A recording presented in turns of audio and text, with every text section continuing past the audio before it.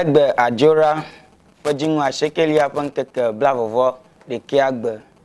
Oyonambe Jacob Agbenuvo Atengo Gayombe JJ Gonami Enye Vegbe Nyajojo Venami Egba Egbenya Founders Day Enyen Keke Toke Ade Imiedo Anku Osaje Fo Dr. Kwame Nkrumah Pejigbezaji Le Ghana Godo Enye aye lenkeke ye ajia woda jifu na Ghana vi rechia rebe wado vevienu le efenu wona okatama kadonya ojikpola Dr. Edward Omani Boama globe ameresia de na yedokwima na wakpora be nukawe le ejiyim ika o mele tefa o na mia wodododo nyo Egbenkeke anye jesi be Dr. Kwame Nkrumah pe ntefe wowo do kwichocho savo ple mi si o kata wowo na mi ha miato epe afotofe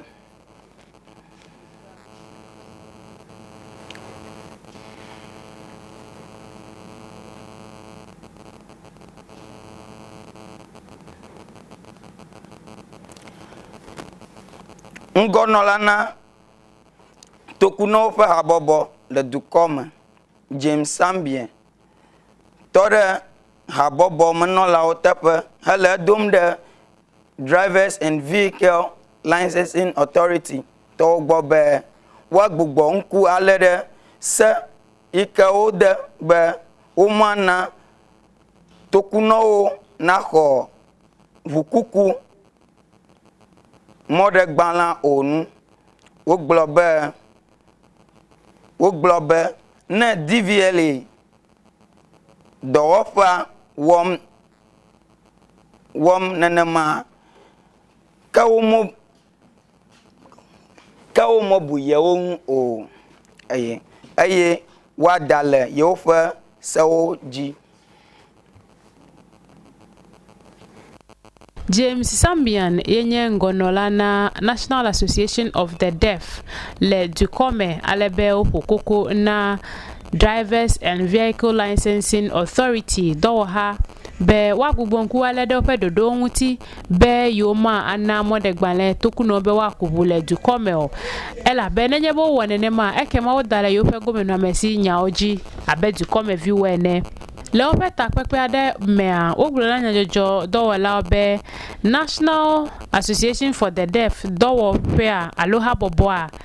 yo ejironu gede omekpo kude kuhi yo ken yo do agwele amegbe topu mea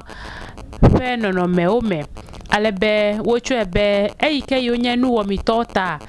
yo mate wa wonaneke le yo do kiosio eye yo mate wa wonaneke wa ade amegbe topu meji wogboro be elevevie be DVLA na gbogbonku alede ope edodo ike wo le pe version yo vai be yo ma na mo etokuno be wa akubule Dukome wa gbogbonku alede nwuti nwie bo ma va jagole yoji o ope ngonola Emmanuel Saki egboro be amegede ole onye tokuno gake a ope nono me nyowu ameyoke peto si anu go ha ela be wo bo wa o wode mododo ji nwuti se pele dodo nwuti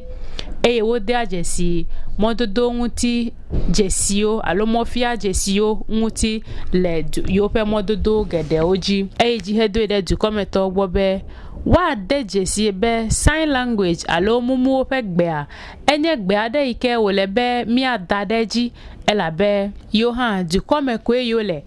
na jidudu wo esekle dodo a ebla yo katan ye obla ameyo kemenye nu wo mito go ha ke egapwe de Dukome to nu be nenye be ole nusi anu wo mo a wacho yohan ade susume alebe vivito nenye be ole hotum alo le nu yo ke hia na amegbetopo mi ape zazan wo mo a wa buibe yohan elebe yo wa kpo gomele me tawa wododo de yohan nguti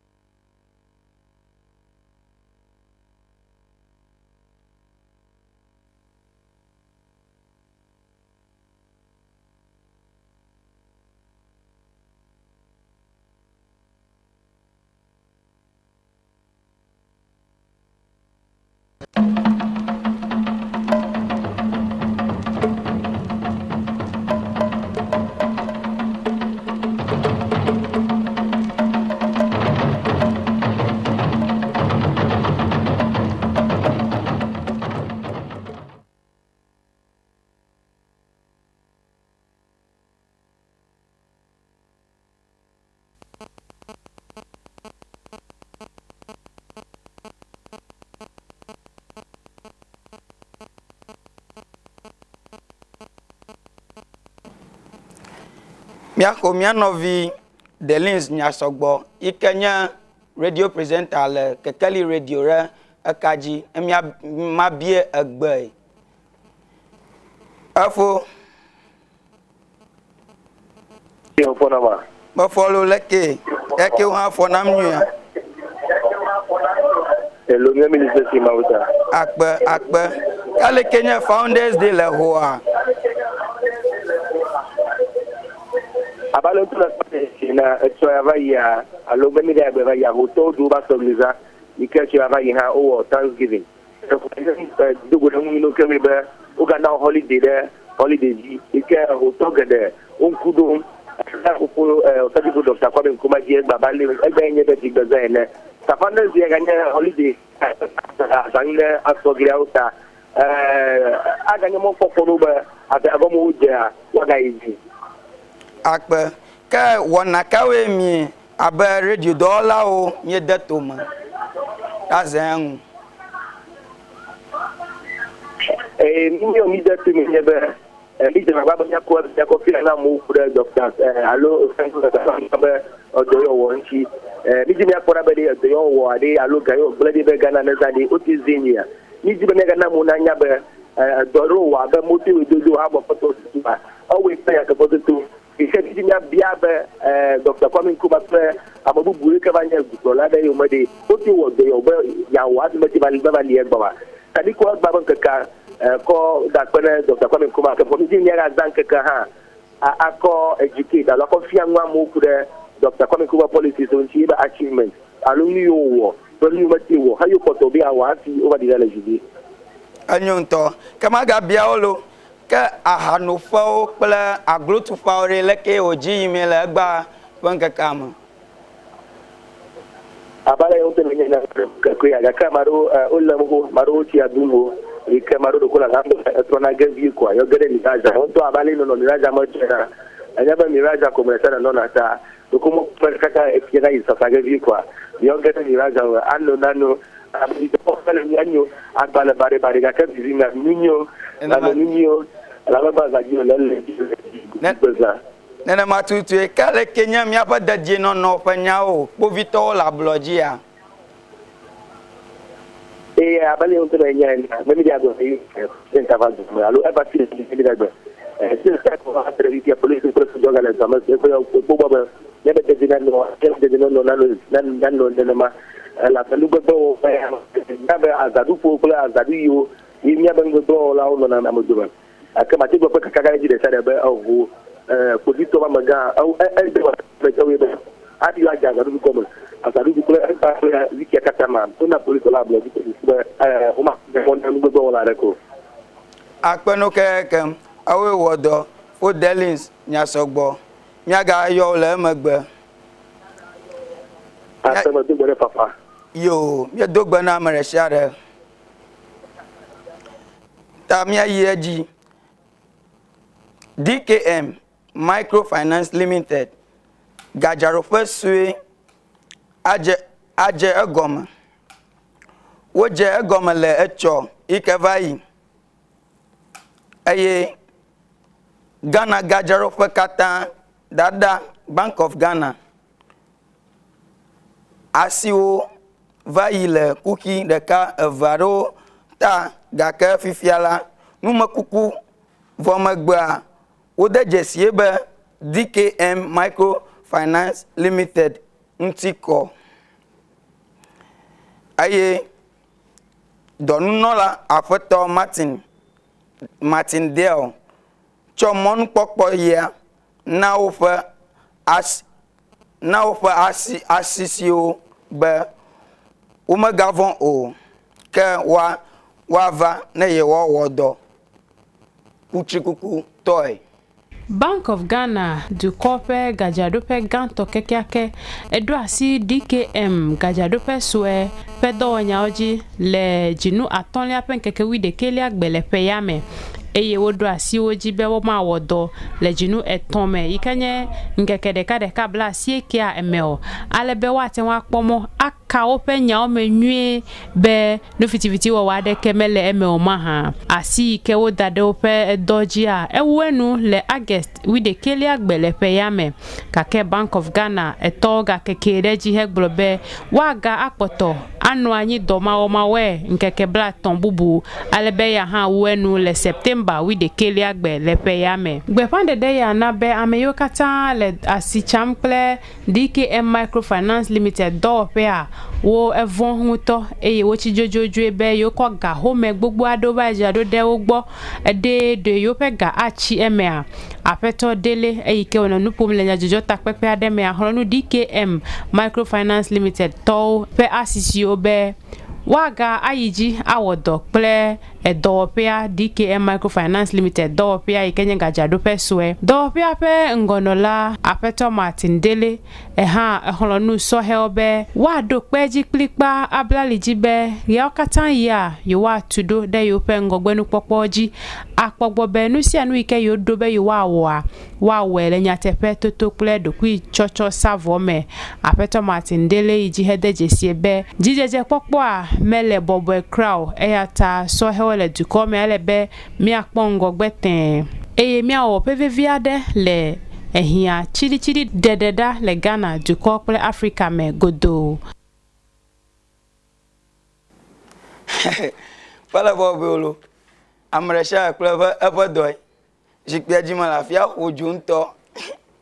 fafa jagbanto ejana gbagba gakenya ne va ne fafa va nyepelin ma remeregamanto ala ba hajijia cho haji khavie manya atango yon ba kpalu afa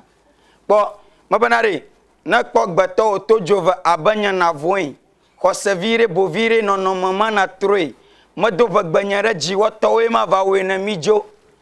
mabana bana we na mijo matase kana blaji pora gajanya gaji maruma chogba maji ba ye we mlona ba maji pasato yumogbo manonyi madrafo ojiba yodo vovoji na zublama dagbaji nu ya jo hafi ganlago zu chigwi ogbla mi adagbari ba ye wo choblugbaji ojimia maga iji e cho magba okay miayi anhaji chino no fanya o de fule abo le ketang tom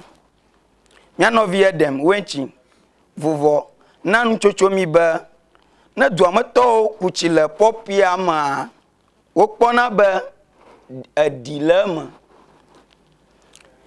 aye ye woji ba du ko na kpere ye ohun na ye ho ayo no chinyi abonu to ikele keta nu to mea agblede do pakple asicha do konye wo wona le amu nu to game wope agbososo ekpevie ya kake wope kuhiu ha esogbo de nguti nenema kuhi ke wo dibewa ale avui na yo fifila enye yo pe chinono pe nyao ogborobe popi mechi ke yo pona le tepea fifia menyu eye yuwate wa glokle kakareji be dole kuyogo ha ano ela be nenye be enwuke fongli yo yiva kuchia bebe ade no eye nuvi kulikuli ado ha eno echiame evo henye popi mechi wonye hafi wo vombe no me ya adefu na yo pe la mesenya o ale bo ko online koko to yo kozan ayina adefa blaton enye ya mo change po afi mi agugbo ati amara kpodomi o bala kpodomi sa kpodomi aro apacha apama mapochi o jaji nkaka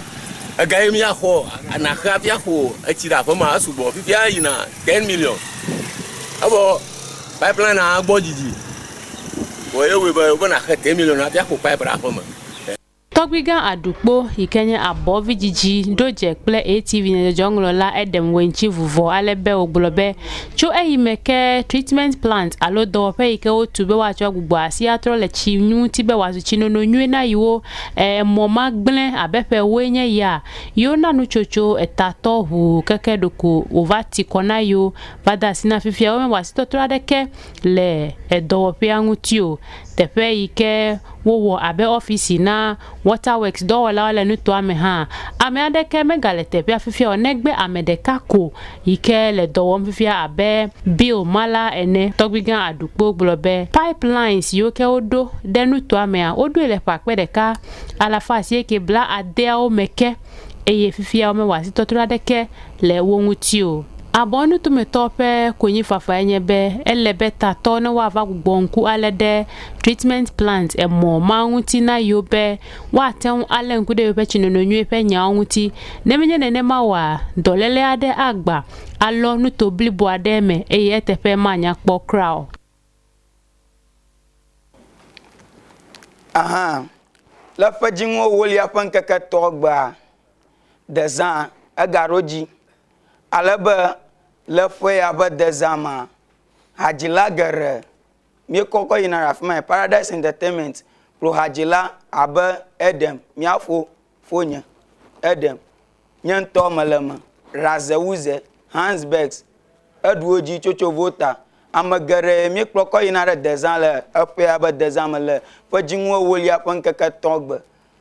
ta mi kpe duaja bo dore mianu alebe ne miawe rekai efo ya mebe dezan anoge butubutu nto ta mi dure eduaja kata gbobe ta o kata no dore mianu alebe ne miawe ode fiato adegato enye o yona be JJ Gonami Junior Jacob agbenuvo atenwo yon be fo jijo popo enye he be gbema nyajojo yo ke va na mi le ATV aji ta magavaga kelo gake mana oji mana maji harakano yi mabanare agbale bare gake vivin lo tanu sikana jiba ya olana we fifialo na lebana do kwiwo na dununyo mabana dununyo ya happy won kekana delo jijo popo e gake mana mianya bare miamemo kata agbashinana ba yo mo sopia kogana mi o mianya ba hagbe hadona mianya ba maraka mako miashi kofi amadeu ta mi kpere mianovion alebe kama katana kpebere mi oba ha nyu alele mi ade tare maga mi akpoge magbe do not pom